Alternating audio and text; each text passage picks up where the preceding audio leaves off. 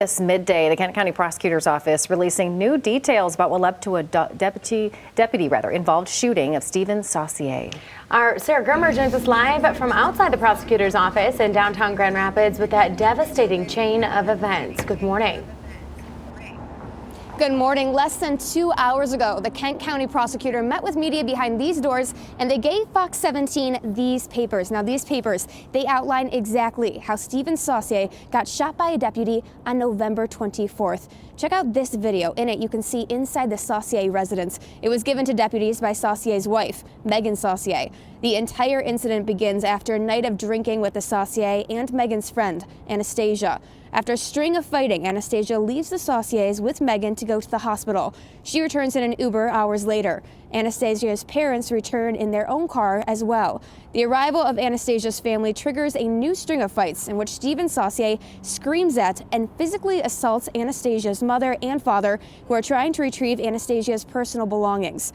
All parties make 911 calls following this assault. The final call is from Stephen to deputies at 4:10 a.m. In Stephen's call to deputies, you can hear that Stephen is extremely drunk. He screams and demands time and time again, quote, "Get the expletive to my house now. Come in my house and I'm going to blow you the expletive out of it. I'm a expletive American expletive. Come in my house and I'm going to blow you the expletive out of it." He demands this time and time again. Deputies assure him that they are on their way and request that he put his gun down. Deputies do arrive 2 minutes later to the residence. That is at 4:12 a.m. In this deputy surveillance footage, you can vaguely see the altercation that follows. Deputy Donovan approaches the front door and knocks on the window. You can hear in the surveillance video that Megan tells Stephen, it's the police, put the gun down." Stephen does not. Stephen answers the door, screams at the deputies, and shoves Deputy Donovan to the ground. At this time, Stephen is armed with a gun and holds it pointed towards the ground where Deputy Donovan was now laying. Deputy Davis comes forward and yells, quote, "Show me your hands," at Stephen. Deputy Davis then fires a single shot, striking Stephen in his left side and killing him.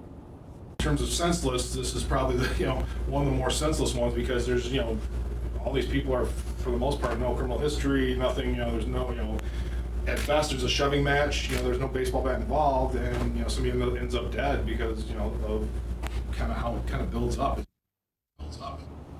Senseless indeed. Right after this incident, you can hear on the tape, Deputy Donovan actually says to Deputy Davis, "You just saved my life, seriously." They actually have the gun of Stephen now, and they can see that it was cocked and ready at the time of that incident. Stephen's wife, Megan, has been cooperative through all of this, and prosecutors stand by what happened. They say that officer, that deputy, made the right choice. Live in Grand Rapids, Sarah Grimmer for Fox 17 News.